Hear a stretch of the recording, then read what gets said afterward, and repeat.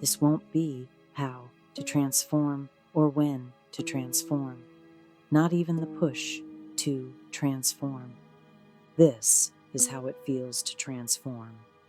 Because now and then we wonder, what's that like, and is it real? So this is a contemplative journey through some common inner imposters of transformation. These imposters can make real transformation anything but inherently yours. We'll compare actual transformation to a specific experience we all know well to reveal how deep a true shift in perception can really go, and that it gets even more profound than this known experience. Because transformation is not a change in the common sense, it isn't forced, it's not a specific technique, it is not a lifestyle, it doesn't result from poking at personal behaviors, it isn't trying to fit in with any group. Imposters like these give the seeker false treasures that make transformation feel like an impossible struggle. But I want to reveal where the true struggle lies. Imagine living uncomfortably on jagged rocks you've rearranged for decades. Sometimes you find soft, cool ground beneath them, only to drag the rocks back over it because the softness feels wrong. We blame the soft ground for our discomfort, our fears, not realizing these have been coming from the rocks we've lived on all along. So, if you're feeling focused, you're ready to look into the face of fear, only to name the real transformation, to distinguish it from what isn't it. And we'll see why the so-called repentance that's long been pushed as transformation is actually just another imposter. We'll get to the fears, distractions, and imposters of spiritual change, then look at what it feels like. But first, we'll start with a quick look at an ancient story. A little background. In ancient times, this story wasn't seen as a metaphor, but it wasn't seen as literal in the modern sense of literal either. Consider it part of a third category, one long lost today. Early listeners didn't imagine demons as literal intelligent creatures. They saw them as forces, things that act in us or upon us without being us and without being each other. That was the original insight into stories like this one, healthier than what many of us were once taught. Okay, so you may have heard of the story about a man called Legion. He's a mess. He sees Yeshua and goes to him. The demons he is said to carry beg Yeshua to send them into a herd of swine. Yeshua grants them what they ask. Then the herd takes on the dark legion, then jumps off a cliff into the sea, and the man immediately becomes free. That's not the end of the story, though. This man is then seen by the villagers, fully clothed, sitting calmly in his right mind. He is present for once. It overwhelms them. But why? Is it because he was like another creature for so long they'd just gotten used to him, and now he was transformed? He had been like this wild animal for so long that anyone would have been shocked at the very least to see him seated, well-behaved, and totally calm. But the Greek-speaking Jews who wrote this story down had words for basic shock or surprise. They didn't use those. The story feels like more than a parable because of how the emotional realism goes up a notch. It says, they begged Yeshua to leave. This change was supposed to be good, right? It wasn't only too profound. It was out of the villagers' control.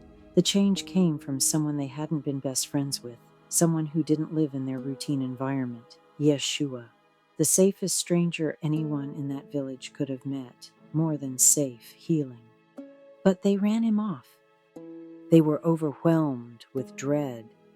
Imagine believing that your actual reality has gone all wrong, that your inner being is trying to surface, but it's a stranger to everyone who knows the old you. And worst of all, you aren't even sure where this change is coming from. It must be bad, maybe sinister.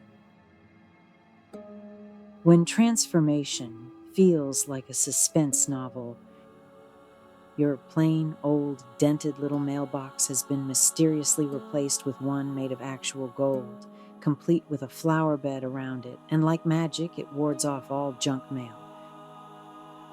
How perfect. Well, almost. Most people would want something like this, sure, but only if they knew where it came from, and not if they had to ask who put it there and why. It would unsettle them until they were out in the yard at some unreasonable hour, floodlight in hand, removing the valuable mystery and restoring their old mailbox, certain that anything this perfect must be hiding something. So you don't trust it, not even when you open the letter in it that says, "You made this long ago, and it seems you're ready for it now." But you don't remember learning how to make anything like that. It's nice, but it doesn't look like your style. And it seems too uncharacteristic of the whole neighborhood, like it doesn't belong, it doesn't fit. Fear. The man in the ancient village, though, accepted what the stranger returned to him, even if it made him look eerily awakened. Maybe the villagers thought it was a spell. It seems they couldn't fathom that this had been the real man underneath the legion the whole time, that they just didn't remember this man. So the villagers were afraid, it says. The word the scribes wrote in Greek conveys the feeling when you look at something you can't categorize, something overwhelming or perplexing. The word they used didn't mean a run away from the scene type dread, but fear nonetheless. The villagers thought they feared the unpossessed stranger Yeshua left with them. They thought they feared how he could see them with awareness.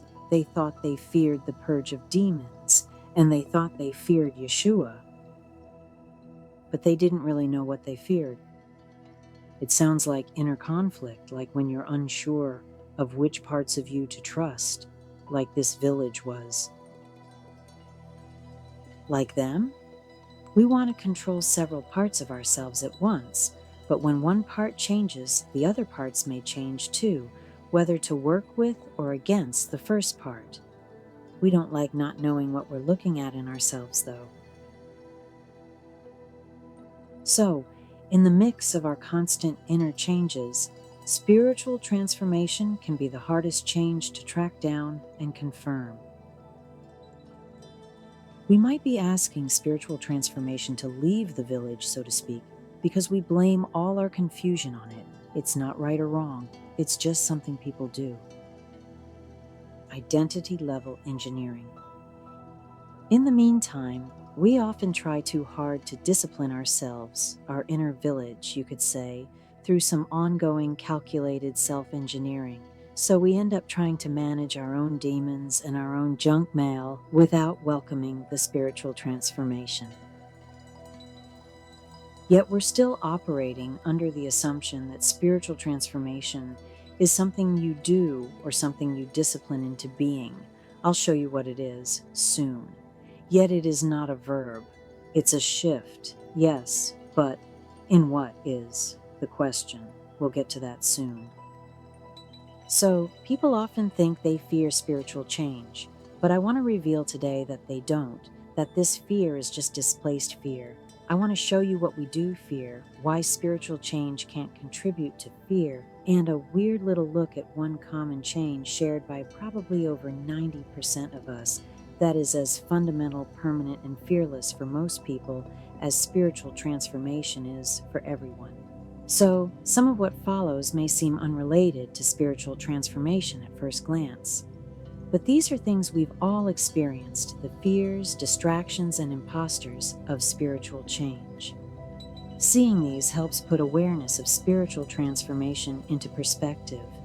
The journey begins here. A common change that has become a new sense. Before we look inward, let's look at a change we all share, one that quietly reshaped our perception.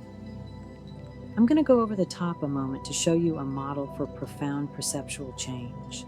For nearly everyone here, it's already done. And it's so profound that, literally and even scientifically, It can never be reversed by choice, if ever. And it's right under, nay, right above your nose. But my focus is on the depth and permanence of this kind of change.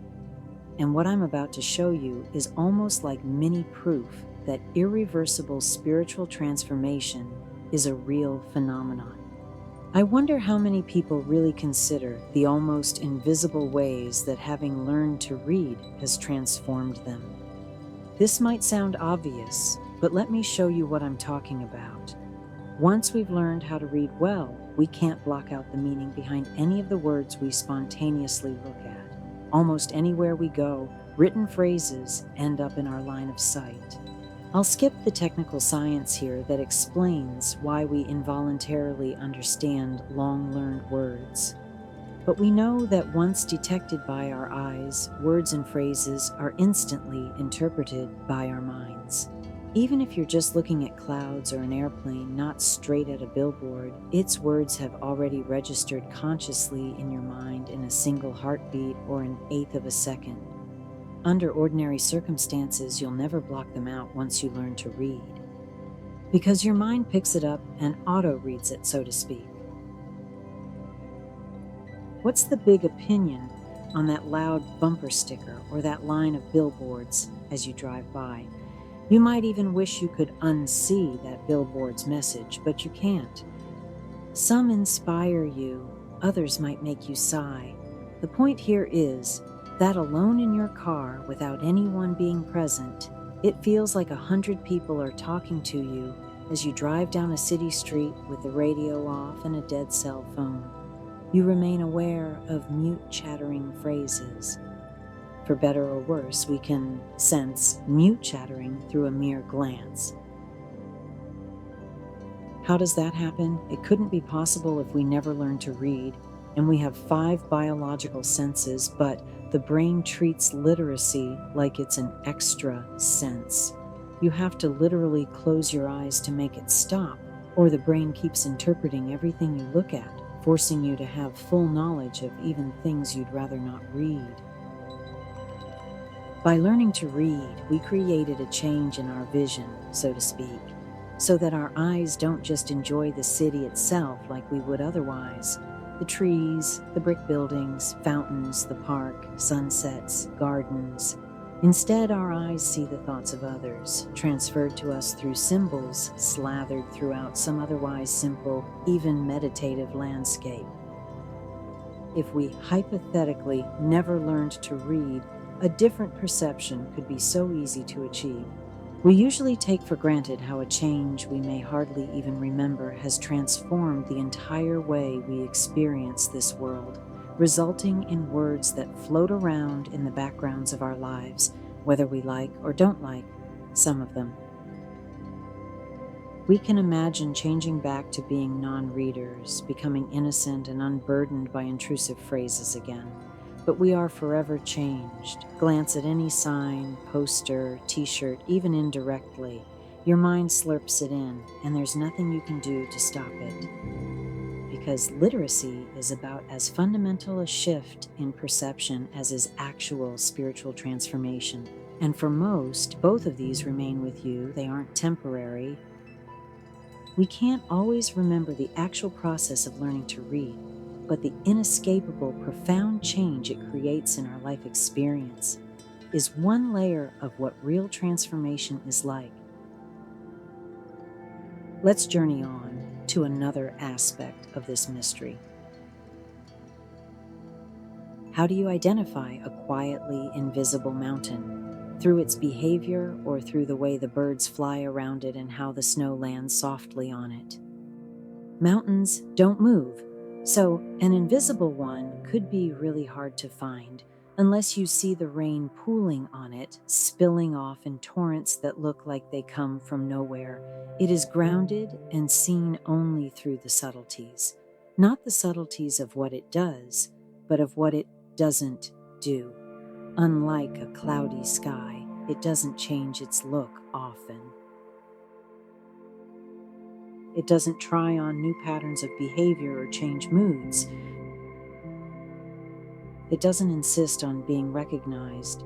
This mountain is content, it offers shelter, it doesn't crumble. Unlike this grounded mountain, the world prefers to focus on discipline-based change. We focus on all the questions of this kind of change, like weighing change, blocking change, even forcing change. We want every part of our invisible mountain to stay visible, so we've dragged jagged rocks up its slope and covered every inch of its soil. Yet are we not really only hiding its gentler surface beneath a jagged one? The gentler surface is what was already there from the beginning, similar to what some call the humane side of us. It is not identity. It is not temperament. It's the reason why you survive yourself and forgive yourself. A part of you that can't be pressured into hurting someone, not because you love or like them, but because this part of you is not capable of destruction. The soil doesn't conceal the treasure. The soil is the treasure. But what are the rocks? The first clue is in how we've been taught to elevate them above the soil. For now, consider them the inner critic, the decisive you, the person other people know as you, and plans or instructions to reach transformation through the mind's calculations. We'll see soon how these work against transformation. The imposters of transformation. If the ground beneath the jagged rocks becomes soft or still, and the rocks start to sink, we'll rescue the rocks and curse the soil, deciding the rocks are more worth our time, that it's the soil that deceives us, that nothing from it is good, that we should always keep it hidden.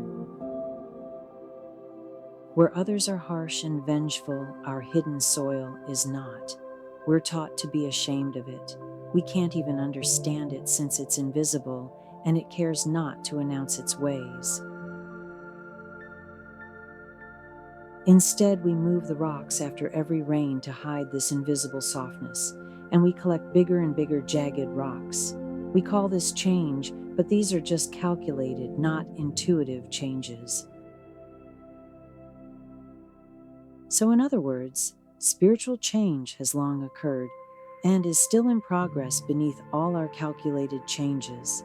And it looks like we're losing our grip on the control of who we are, because we can't change the texture of spiritual change. We don't like that it's soft enough to let a few rocks slide or shift slightly.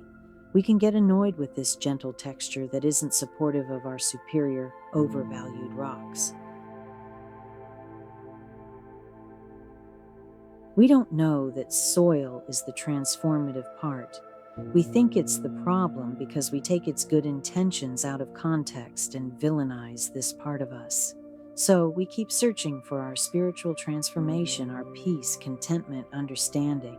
As we do this, we're listening to a different part of us that thinks itself is an agent of spiritual change. That part is the familiar part, the jagged part we've already rearranged many times.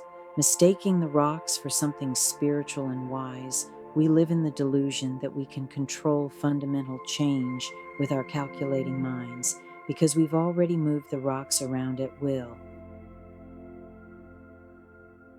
The truth is, we're just still scared of touching the soil. Meanwhile, spiritual transformation goes on silently, invisible to awareness, authentic and untapped beneath the surface. Psychological noise in the inner village. The calculating mind is constantly moving and changing the rocks, creating a noise that masks the real transformation. Through all the ruckus of powerful distractions and fears and imposters, can we really ever become aware of how our quiet inner posture has changed? Because that is what we're searching for. It can be really hard to see the difference between real transformation and the look-alike drives for change. We know something inward seems different, but often react to the difference with suspicion, accuse it of sapping our strengths, rebel against its gentle influence, condemn it, may be muted because we think it's causing us chaos in the inner village. The chaos isn't imagined, but what causes it often isn't what we thought. But the quiet, invisible soil texture keeps causing the mind's rocks to collapse. This is invisible honesty, and it makes your calculating mind feel blindfolded. You wonder where this soil even comes from and what its intentions are with you. If you don't entirely pretend it isn't there, you may assume this stranger, this texture, has come to divide your mind, to lead you into self-defeat, dampen your performative personality, destroy the arrangement of the rocks to make you feared and despised by the world. But it's entirely possible to hear deep within yourself. You can hear your spiritual transformation, not because you know where to listen, but when you know where within not to listen. Maybe you've already noticed this on some introspective level. People often find the subject of transformation spiritually disorienting or even fruitless, but not once we see the realism behind it. Some people go through life with the impression that rock moving is the greatest spiritual progress anyone can ever engage in. But transformation isn't rock moving. Anxiety and fear aren't made from the transformation itself, but our reaction to it. If we don't know what we're looking at when we see a glimmer of spiritual transformation, we may think we're looking at some kind of condition because we don't feel entirely unified. And because the only thing we feel there is to blame is the invisible thing, the thing we can't control, the thing no one else would recognize in us. Transformation is like Yeshua in the village, healing the man whose core being was buried. We fail to identify our spiritual composition. We don't know that the inner village was created with a healer in it. Think of your inner village as a story where the characters are already there, repeating their roles over and over in different costumes. The only thing they resist are changes to the plot. They don't know they're non-essential, replaceable. They think they've always been there forever, and that they own the story. But there's only one character, who allows changes to the cast of characters, to the entire story, which unfolds around himself or herself. The characters are not circumstances. You experience them as all being parts of you, and most of them belong to your rock collection. So only two characters are always there. They are the constant healer, and the constantly transformed, the only one who allows change within. The rest are psychological functions in changing states. Spiritual change is unlike a psychological function. For so many, it's an elusive state of being, but it isn't elusive by nature. It's only elusive because psychological functions, imposters, and fears overshadow it. Yes, the great rock collection that spends much of its time calculating, sliding, repositioning, and concealing the invisible mountain, who is the healer, and the soft, transformative you that doesn't care about the rock collection's agenda. Let's move closer to the heart of this. Metanoia, the ancient word for the shift. So now that you can almost see these imposters clearly, we'll dive deeper into this word, metanoia. Why metanoia?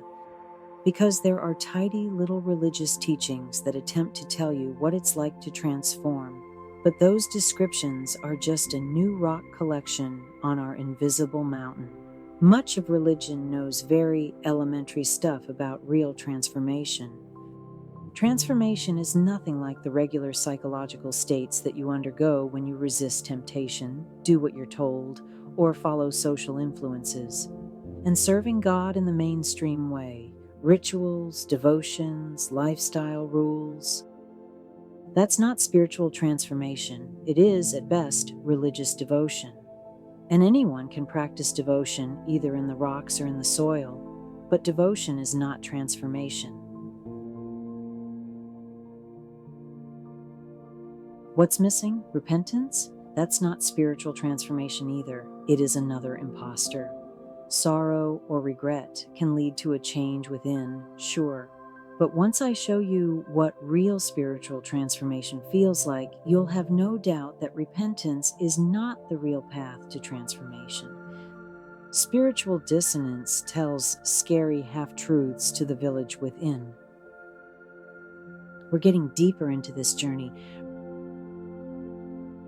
There is wisdom found in the ancient scrolls, but our childhood religions have often blurred their deeper meanings.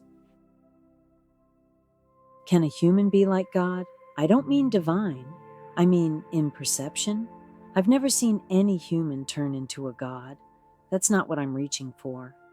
I'm talking about a human perception that resembles divine clarity, which is strange to most of us. I have to smile when I say that the reason it seems strange is because God wasn't raised like we were. It is a comic truth, but consider it for a moment. God's actual worldview is unlike anything our parents taught us or their parents taught them. I guess we forget that sometimes. But remembering it helps us see through a lot of imposter hype. Many people have heard that the breath of God is already in us. What is this breath like? It's like a reflection of God, but not any human-made or religious part of God, because those are ancient illusions we still entertain, and it's a subject of its own. I'm talking about the Father of Yeshua, the merciful, the wise, the God who is above the human scope of status quo ideals. When Yeshua spoke to the Good Samaritan woman at the well, he said, "The hour is coming when you will worship the Father in spirit and truth." Spirit and truth means with the whole inner being in alignment with reality. Yet what's reality? Is it the constantly changing outer world, culture, law, social landscapes, religion itself, and our roles in accordance to those? No. Those are like the changing states of the clouds in the sky, sometimes dark, sometimes pleasant, yet never holding a shape long enough to be considered a fundamental reality in themselves. Yeshua was focused on the breath of God within us, spirit, recognizing God in the deepest sense of reality. He wasn't talking about ritual and ceremonies. He was talking about perception. He said in spirit and truth, not scary half-truths. So, transformation is not the assumption that God is frowning down on us. He is not the sky or the clouds, which constantly change like human moods. Whatever results from that image of God, that image of anyone, is not spiritual transformation. So for anyone reading the scriptures with historical and spiritual clarity, the cause of our suffering in this context is deeper than some sin.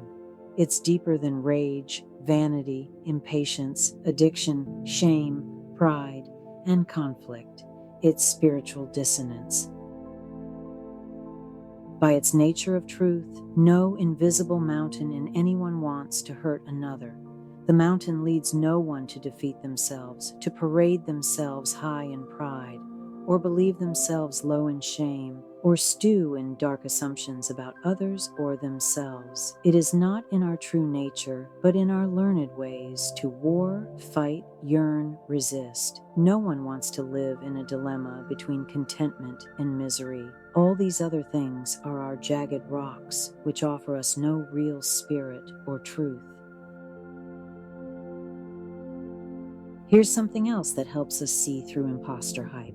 A monk who lives in isolation is inherently like us, which is what? We can resonate with him because our true nature is also within him while he is living, not on, but within his true mountain, removed from exposure to all these other things, these rocks of learned ways.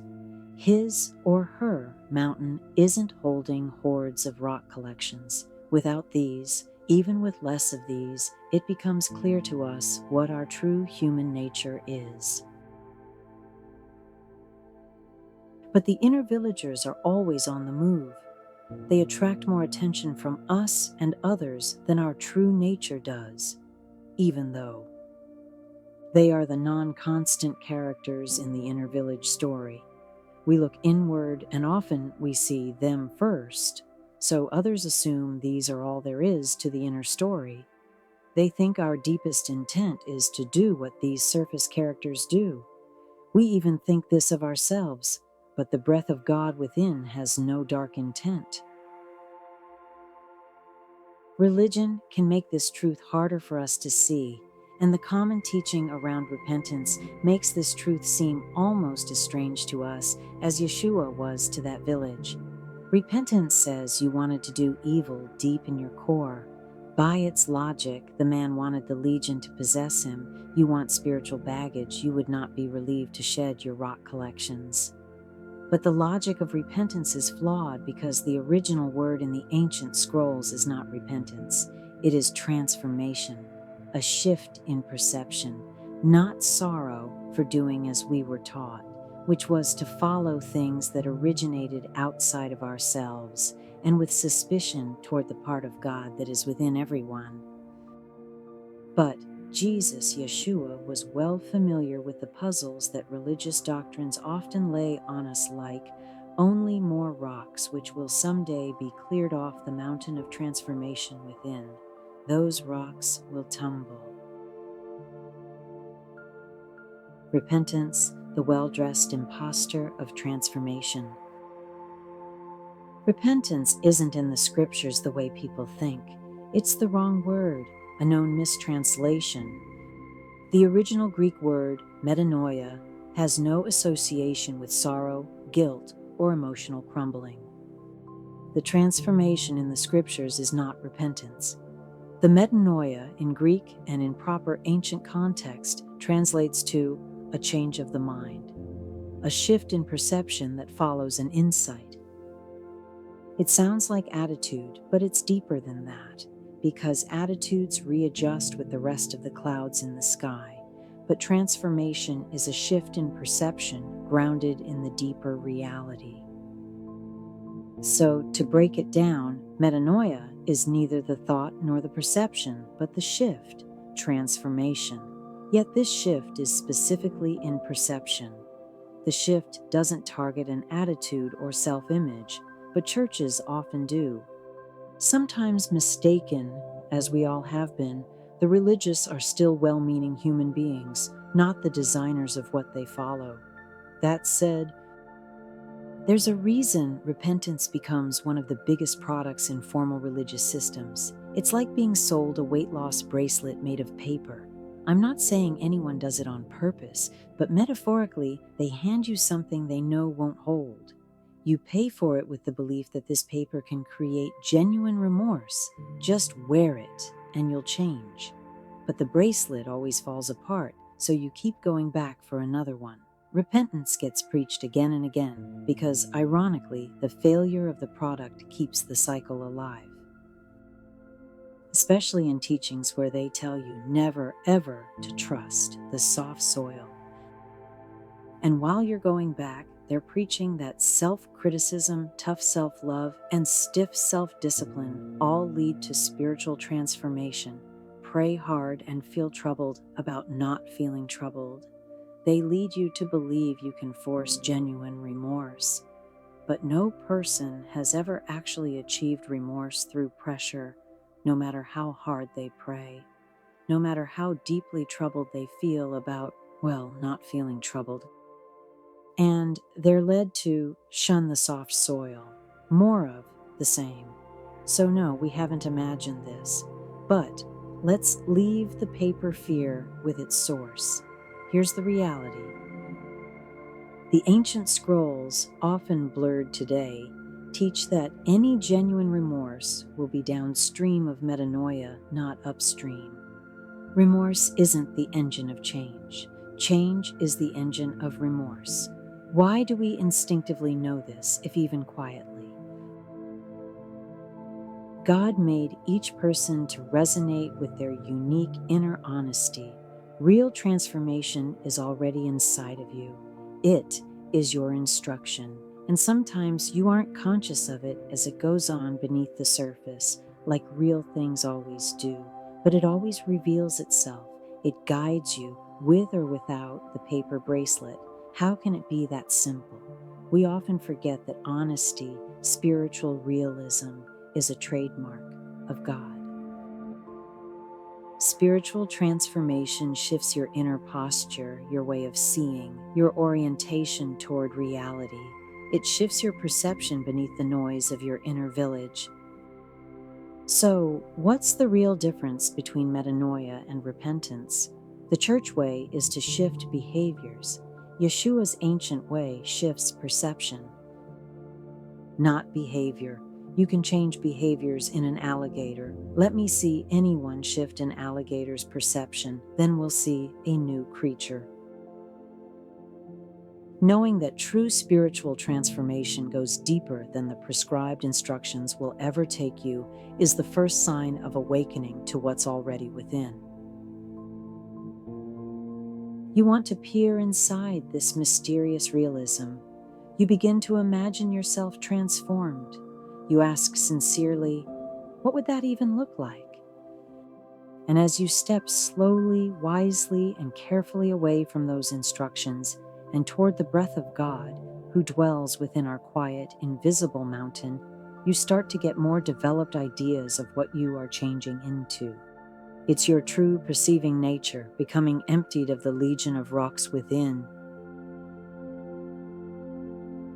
Self-image efforts and the sunken glimmer we chase. Self-image, in this context, is the version of ourselves we show the world, like the image you present to others, the version you believe is real, even while it keeps changing with circumstances and influences. It's often a busy part of you. Sometimes we see a glimmer of transformation, a thin beam of knowing that feels bigger than the sky, yet there's still more to discover. But this glimmer can feel so liberating to us that we celebrate by adding customized things to it that seem to fit our new realization. We think this glimmer should come with outer expressions that prove we have seen it, so we might change jobs, or churches, or marriages, or have children, or finish college, form some impressive habits because we think we need to become the type of person who has seen this glimmer, because we think it's for a specific type. It's almost like imposter syndrome, but in reverse. But in the end, all this effort is really us reaching for self-image priorities that get too loud within the inner village. So too often, self-image priorities get lumped in with your glimmer of transformation, where they can get mistaken for transformation itself. And that glimmer becomes like a crowded leaf on the water's surface because it sinks back into obscurity. It's just a glimmer, not a full transformation. So we reach for the leaves we piled on it, the premature outer changes, pull them up like they contain this treasured glimmer. We have the effort we've made around that glimmer, all these other leaves, but seem to have lost the real glimmer because we gave it all these gifts it didn't ask for. But the glimmer isn't gone forever. It just sunk below the surface, weighed down by reverse imposter syndrome, you could say. Glimmers can vanish and reappear in our perception for years before they stick. It will return to stay after we've moved past self-image as priority. In the meantime, we go on with our new decorative endeavor, trying so hard to remember why we made this outer change that sometimes we barely trigger our memories, and it almost feels a little bit like a déjà vu. I think we can grieve the glimmer, dream about it, feel like it's drawing us to some town or place that seems to resonate with it, and maybe you clear rocks on your mountain in search of it, chasing a lost leaf up a path of great discoveries within yourself. Not more leaves, but entire trees this time. And the soil supports these trees.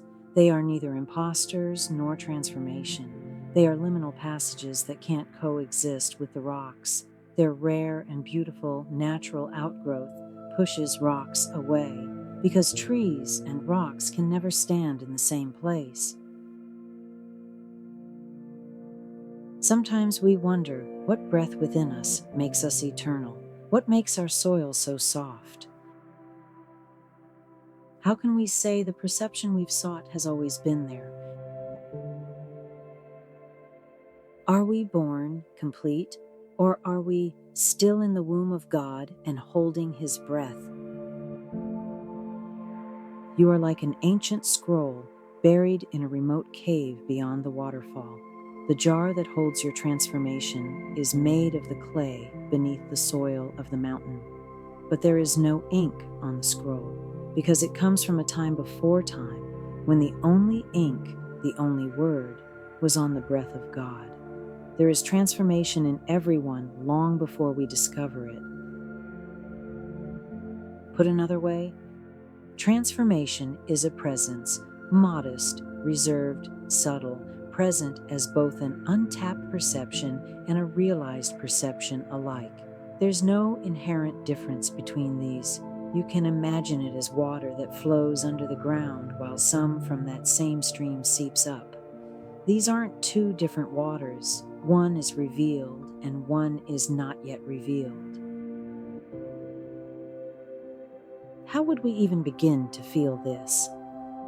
The feeling of transformation isn't felt by the mind, it's felt in the heart. We're heading into the last of the journey, and we'll soon look at what transformation actually feels like. But I'll get a little more direct now to show what a glimmer of God's clarity looks like to us. And if you recognize your understanding of this, then you can see the reward in transformation, because you won't get a medal, a title, or seniority with transformation. You get a shift in perception, and it is its own reward. Here, I'll describe only a micro streak of God's clarity. There's a verse in Romans that advises people not to conform to the patterns of this world, but to be transformed by the renewing of your mind. This isn't the calculating mind, it's the perceiving mind. And the world, by the way, includes all the world's calculating institutions, self-serving systems, and unforgiving social circles. These are the ones that demand loyalty, pressure responsibility, and require respect. These are but more collected rocks that distract us from what's hidden beneath them. But what's wrong with respect, you ask? The respect some people desire is much too hungry, and others learn to deal in this hungry respect, which can never be satisfied. Sometimes it gets tied in with religious instructions that don't feed anyone much more than, you guessed it, rocks. Imagine someone in your life, whether a relative, a friend, or a near stranger. He insists on your respect, even though you already treat him or her reasonably well. Here's why you can rest assured that your part is done, rather than crumbling into what he craves. Real transformation doesn't rely on token changes. We can squeeze ourselves into acting more responsible, more loyal, more respectful with calculated or decorative behavioral changes. We can force ourselves into a shape that will impress others. Sure, something like respect is nice, but for whom? Is it genuine or is it an obligation? Real respect, real anything, is not compliance, especially real transformation. It's freedom from dissonance. So real respect doesn't feed into your fear or his hunger. It simply doesn't disrespect anyone. It's considerate, that's enough. More than that would be like trembling countenance worship from the Dark Ages. That isn't healthy for either party. Ironically enough, on some level, we already know this. But rocks hide core perception. The point is that the world in general may pressure us to fall into all kinds of distractions, to include unnecessary engagement with fruitless demands. It's like adding their rocks to yours when the goal is to shrink your collection. This is how something as honorable as giving your genuine level of respect can become distorted, adding to spiritual dissonance. So, all along, I've been saying that transformation is already within you, flowing like an underground stream that flows above ground in some places. So, There is not untransformed and transformed. There is only unrevealed and revealed. When the rocks fall away to reveal soft earth, transformation is again discovered. Yet, what is discovered will often have been long hidden by rocky dissonance. So, you had it all along, and there's much more beneath the rocks. And now I'll add that while you can never force transformation, you can recognize the transformation that's still flowing underground or softened beneath the jagged stones through the kind of clarity that can distinguish between fake ways and true ways. This clarity is the gateway. Yeshua's ancient perception begins as clarity that abandons spiritual dissonance and eventually arrives at clarity and compassion, unafraid to embody the hope that misery will leave everybody alone. It is the most non-dissonant hope anyone can have, and it is, of course, a hope, not an instant reality.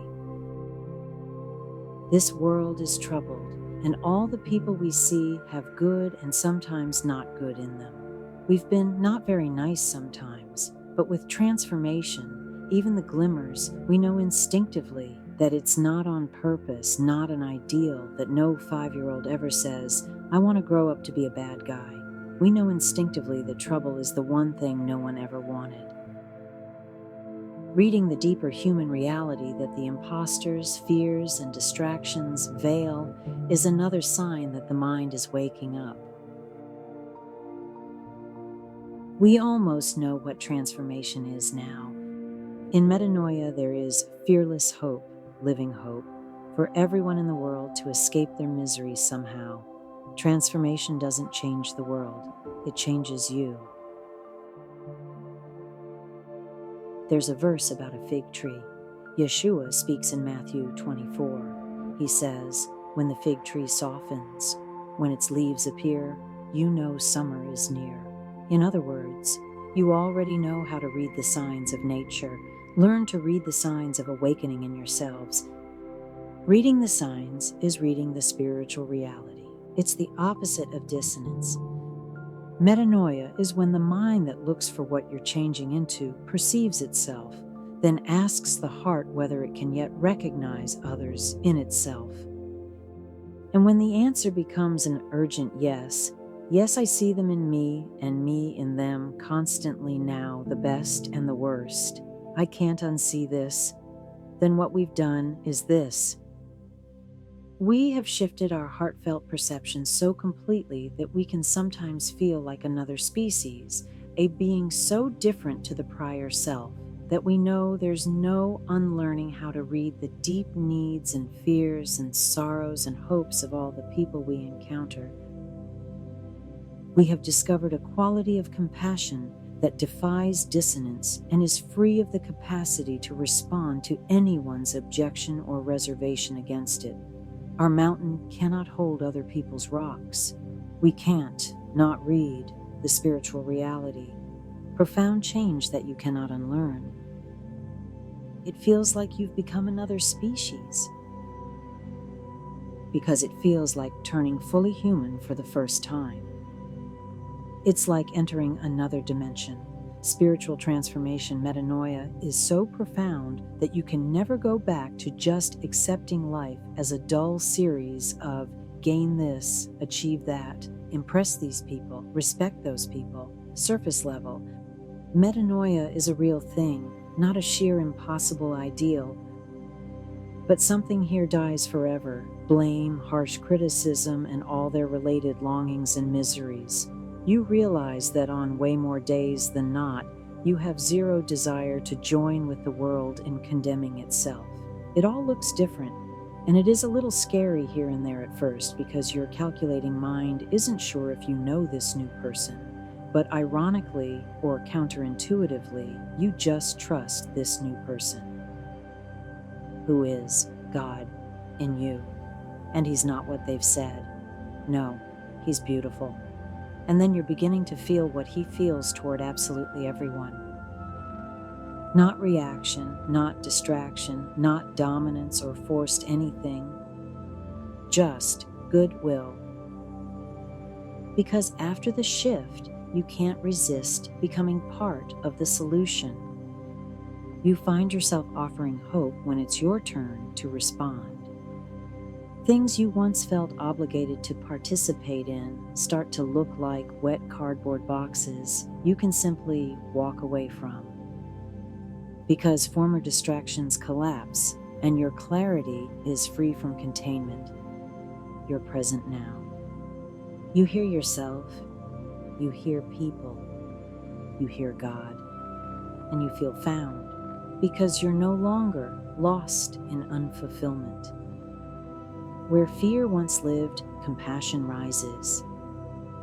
And no matter how insignificant anyone thinks you are, you breathe easier without so many rocks on your back. You stand taller but calmly because you know there is no fear that can overshadow your mountain of compassion and clarity. A sense of spiritual honesty dances between night and day and never tires for long. It feels clean. Self-doubt melts into warmth. Meaning touches everything your eyes see. And what they don't see, you rest in the expansion of metanoia, absorbing what is real, unbrushed by what is not. Wherever you go, you feel safe, steady, a gentle embodiment of goodwill. You become one of those who helps by linking good to good every chance you get. It feels like rediscovering a good friend, the one you've always trusted with all your truth. There's nothing left to hide. You remember your past, yourself, and your world without condemnation. All that remains is honesty without apprehension, the healer within, and a quieter you, an ever more gently discerning you.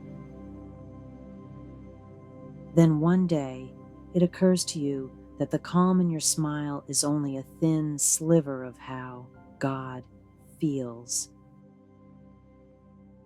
And as that awareness expands with gratitude, it changes your fear's need for God into unlimited trust in God. That is what transformation feels like. Pure trust in God's signature hallmark, which is honesty, which liberates. Perception that is remembered along the path often feels new because it is the mind revisited and renewed. And even now you've already remembered the soil. It's why you've stayed, to hear what you've known all along, to be reassured that no, you never imagined it. It is real, it is in progress, and it is inherently yours.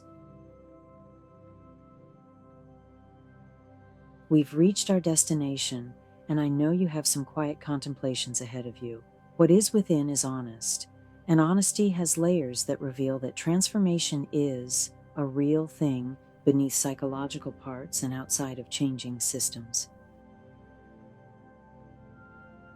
Transformation needs only to be discovered. Thank you for joining me. Stay tuned if you want to see the featured artwork on the end screen. I'm Magnolia Rye, a quiet Southern native. Peace.